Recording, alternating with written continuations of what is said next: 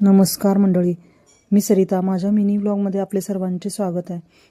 आज 15 ऑगस्ट भारत स्वतंत्र झाला.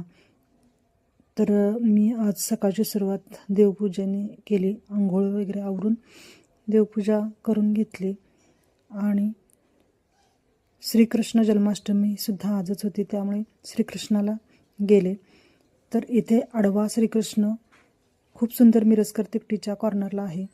ह्याची एक आख्यायिका आहे की एक वयस्कर माणूस हा श्रीकृष्ण ओढत ओढत, मूर्ती फार मोठी होती, तर इथंपर्यंत आला आणि इथून पुढे त्यांना न्यायची होती संभाजीनगरच्या इकडे, पण ती जात नव्हती. तिथेच थांबली. त्यामुळे तिथेच तिचं मस्त श्रीकृष्णाचं मंदिर केलं. खूप सुंदर मंदिर आहे हे, बघण्यासारखं. श्रीकृष्ण आहे, लक्ष्मी आहे, त्याची पूजा केली. खूप सुंदर वाटले, आनंद वाटला.